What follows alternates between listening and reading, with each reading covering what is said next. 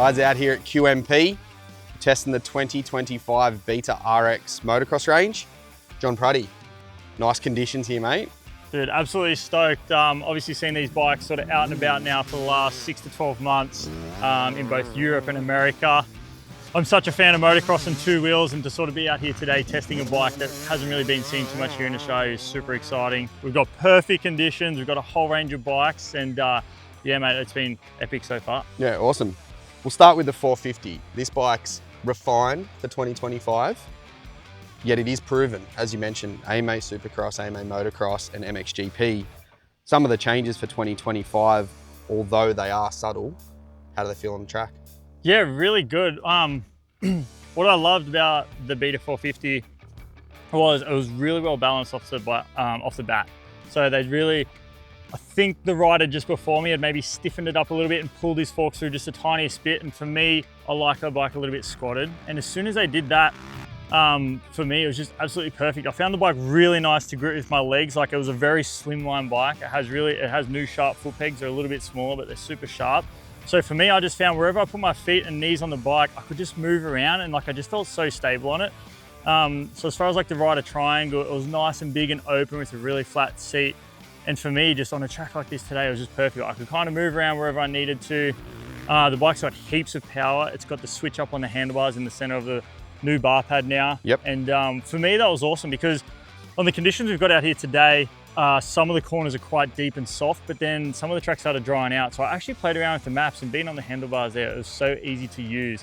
And I actually found with the 450, it was a little bit too much for me. So I backed it down to, I guess you call it the mud map. Yep. And dude, it just sort of smoothed that bike out and just made it so much more user-friendly. For me, I'm not out there punching out 30-minute motos anymore. Yep. I'm just going out there roosting the odd berm or two, trying to get the epic shot. But yeah.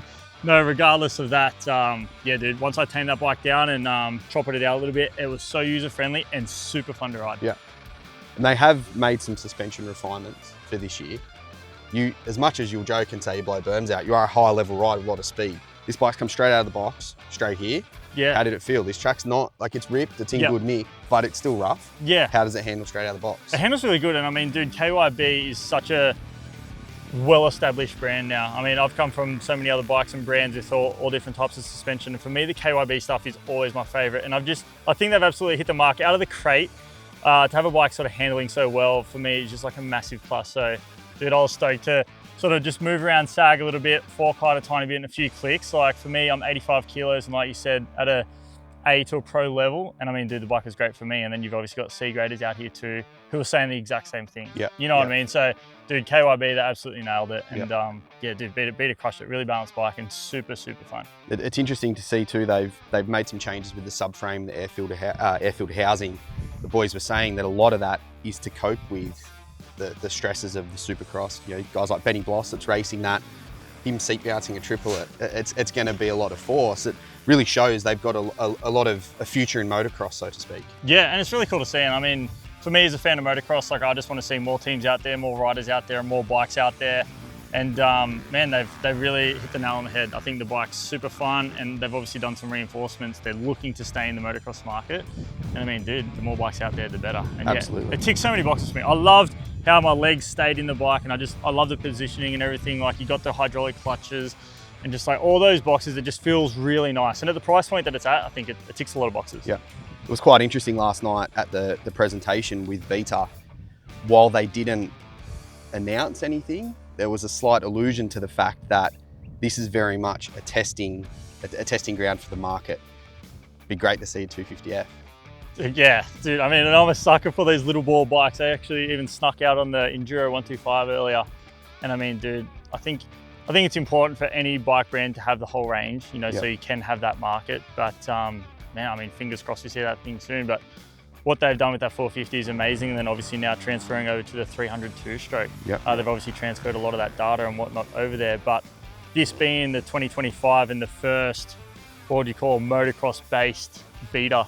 Yeah, absolutely. Two-stroke. Yep. So obviously this is a progression for Beta with this motorcycle, starting back in, I think it was 2021, where they literally made a few motocross adjustments, rear wheel, and a motocross plate. Yes. It has been an enduro platform dressed up as a motocross bike with some changes. Yep. For this year, this bike is a motocross bike. Yeah, absolutely. They New even talked engine. about the transmission. It's now gone to a 5-speed and just a whole plethora of differences. Obviously, then you got the 19-inch rear wheel, a beefed up frame, from my understanding, to obviously stiffen everything up. What these bikes sort of go through in motocross and the flex and everything that they are sort of put through, all the paces they put through, it's super important for these bikes to be stiff so you don't get that wallopy sort of feel. And I mean, dude, once again, it's so funny saying this, but I actually detuned it to the mud map again. Like a 300 two-stroke for me at 85 kilos, it was just a little bit too much. Yeah, and sure. like, Yep. don't get me wrong, it was super fun, Yeah. but I just couldn't hang on to it. Yeah, you know what yeah. I mean? So as soon as I backed that thing down and mellowed it out and just like I found like second and third gear, oh my God, it was just so fun. And I mean, any two-stroke motocrosser, they're just so fun. They're so nimble, they're so light. And again, they've ticked that box. They've balanced it really well. And again, yes, I made a couple minor changes. As you can see, the forks here are already pulled through. Yep. This is sort of how I liked it. But again, with the other test riders, they could try to make little changes, and they were super receptive to what they were sort of looking for and chasing. It's again, such a testament to Beta that they're having a crack with this as a proper motocross bike. It previously has copped a bit of flack online and from media around the world because it's an enduro bike. Yes. With some motocross dress ups. 100%.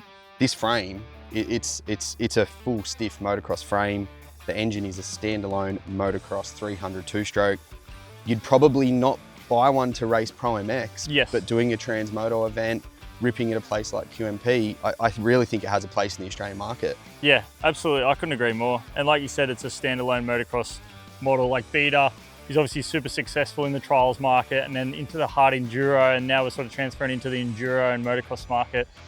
And dude, you can tell they've done their research. I had a lot of fun on it. It's funny to even say this, but like I felt almost like I was on a Yamaha, like a steel frame YZ250, which I mean, I don't know if that's a good comparison or a bad comparison, but if you're comparing yourself to a big Japanese market there, then I think you're ticking the right boxes. Absolutely. You know? How many people say that's the ultimate two-stroke motocross bike? And dude, I just did a build on one recently and absolutely love it. And I mean, you got other parts that those bikes don't have, like the electric start. And a few little things like that. Like when I first got on it, dude, I looked for a kickstart.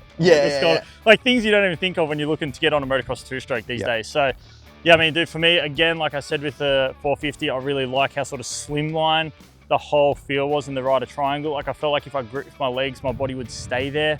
It wasn't slippery or anything. And yeah, again, super fun bike. And yeah, dude, we had a really good time. Yeah, 100%. For the guys that are super techie and they love it, the engine for this year, it's got a new crankcase, new head. It really is, it's an all new motor. And I believe they went to a 38mm carby as opposed to the 36mm from the enduro models.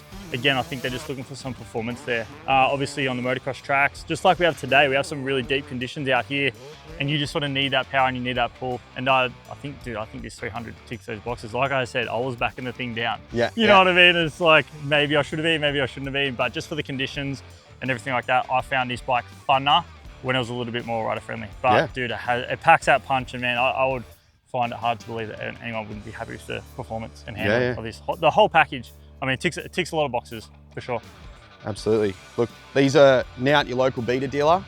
Who knows, for 2026, it'd be nice to see a nice Beta motocross lineup, wouldn't it? Yeah, absolutely. And yeah, massive shout out to Beta and Transmoto for getting us out here today. I mean, it's been an epic day. We got to ride a whole range of bikes, and yeah, definitely go check these out at your local dealer. I mean, I think you'll be surprised. They're super fun. Really great bike, and they've ticked a lot of boxes for their first year.